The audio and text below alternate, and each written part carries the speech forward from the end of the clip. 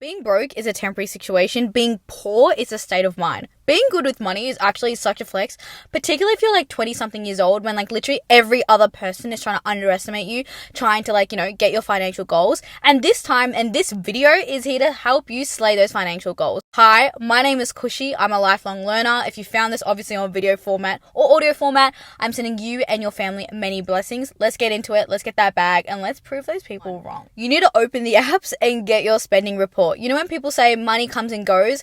Bloody, where is it going and where is it coming from? So once you have seen it and you face the music, and yes, it can be a bit confronting and it can be hard, but you just gotta do it. The thing I highly recommend looking at is, okay, like let's say I'm spending stuff on food. Am I actually a big foodie? Right? If I'm spending money on clothes, am I actually a fashionista? Am I just buying it for the sake of buying it? Like, what is the intention of me buying certain things in my life? After you've done your spending report, you might have like a pie chart that comes up on my apps, like my banking apps. I've got two report and it tells me like categorically, like, okay, I'm spending money here, I'm spending money there, whatever it might be. Once you've done that, I want you to take the percentage or the weightage of your spending and then multiply that by a ranking system that you've created on your own. So for example, if 20% of my spending is coming from me spending on food out, right? But for me, food is like a 7 out of 10. I'm going to multiply, 0.7 times by that percentage. Once you've done that for each category, that's part of your spending report, then you'll see the highest numbers, okay, correlate them, and then that makes sense for you to spend money on them, okay? But if it doesn't, and you see that you're spending a lot of money on something that you don't really prioritize or isn't actually important to you, that's where you need to fix. The big lesson for the first one, in order to save money, we got to know where it's going and where it's coming from, all right? Because if we see that we're spending more than we actually earn, right, there is no way to save. Face the music, open the apps, have a look at it. Cancel any subscriptions that you're not using. This includes even a gym membership, okay? If you think about your time and money, you want to save for Europe, all right? And you know that you're spending, at least like $50 like per fortnight or whatever, how much your gym membership costs or your subscription or your Netflix. You have all these like accounts that you're not even using to watch things on.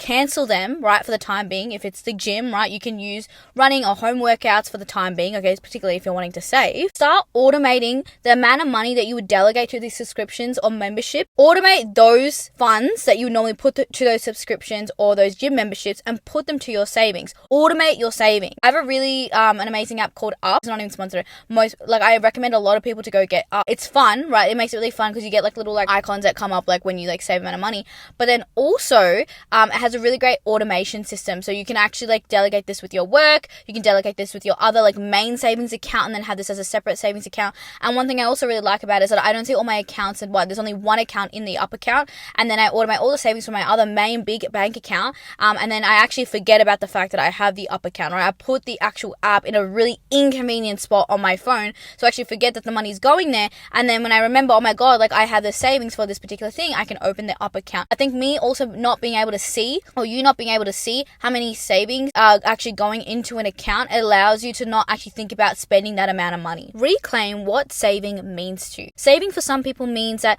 I am saving for a deposit for a house. Saving could mean I want to save for experiences. Saving could mean an emergency fund. Saving could mean security. Saving could be freedom to spend money on what you want. Saving could mean that you're still living under your parents' roof, but you understand that one day you might have to get out, so you're actually saving for the experience when you do go out of home. Saving means different things to different people, and you shouldn't let other people define it for you. Define it for yourself. Think about what does saving mean to you. From there, then you can go back to your spending report, look at it, think about what do I need to do.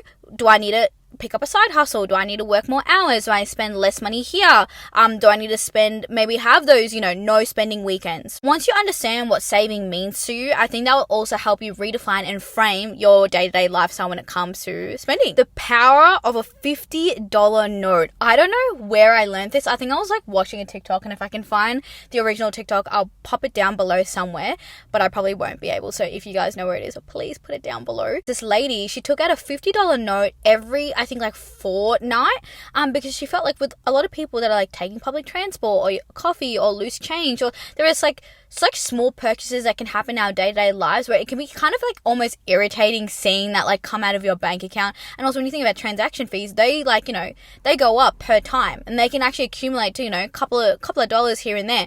So when she took $50 out, it felt like she was actually being a bit more accountable for the money she was spending. And this is coming from those day-to-day experience. Like when you want a sweet treat, use the money that's on that $50 note. Also, a really great tip is that I think a lot of people now, when you're trying to break, you can actually break your $50 note. You're encouraged to look at, okay, where are the places that actually will accept this cash? And they're trying to like spend money at places that don't have those high transaction fees. So one time I actually had a $50 note and I wanted to buy something from 7-Eleven, but they didn't have enough change to break it. So in that meant that I was actually not having to spend money at 7-Eleven. I actually went to somewhere that was a little bit more cost effective. They were able to break the money for me. And then on top of that, I was able to still get what I needed to whilst breaking the money and still being accountable and being able to kind of record or keep a record of how much I was spending. So the power of the $50 note, $50 is really great because also low-key it feels like free money because it's not coming out of that bank account. And on top of that, you're more willing to want to spend that first than actually touching your savings or taking out of your now, hopefully after watching this video,